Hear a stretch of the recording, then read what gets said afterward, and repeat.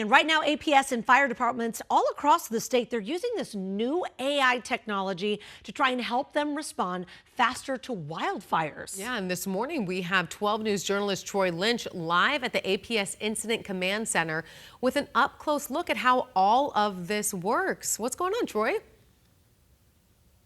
Yeah, what's going on, Emma and Allison? We are right here in the APS Incident Command Center, and we're talking about how APS is implementing 15 more of their AI smoke and fire detection cameras that they have put all across the state. But I want to bring in the Department of Forestry and Fire Management State Chief John Truitt. And John, you've had so much experience, but how much will these 360 AI cameras really help you guys out? Well, they're going to give us early detection, and that's going to help us out with the early response. And if you look at the camera, and what it tells us now is basically what kind of fire response we're going to need for this particular fire, where this fire is going to go, what those advance notices are going to be of the communities out in front of these fires. So what was the problem before? Like, I mean, you had somebody watching for these fires, and these AI cameras, they're able to detect them almost right away. Exactly. With the remote areas this fire's at right now, that column's got to get above the ridge lines for people to see it. So that fire could be going for 15, 20 minutes, half an hour before we even get a notification of that fire.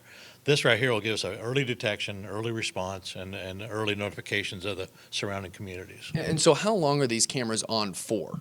24 hours. 24 hours a day. Okay. And so how do you see this benefiting all different fire agencies around the state? The way that it's going to be networked in, and it's going to have full coverage throughout the state. So once the cameras detect the incident, then it gets disseminated out to the dispatch centers. Then the dispatch centers get a hold of us, and we create the response for that. And so have you guys already used the cameras, and how successful have they been? They've been very successful, and this is another model that even the western states are using now. California has a wide coverage of those. These right here, the Horton fire early on around Christmas was a huge benefit to us. This is a Brady fire in February, a key indicator for us of what this fire behavior was doing in February, and again, a reaction time for us. That makes sense. I know starting May 1st, there will be 30 implemented around the state. How many cameras do you want around the state? As many as we can get. Makes sense. Much coverage that we can get. The better coverage, the better response time we have, and the better we can provide public safety. And when were the first cameras implemented? I believe APS had them in about 6 months ago. 6 months ago, Yeah. okay. So we did not have them available for last fire season.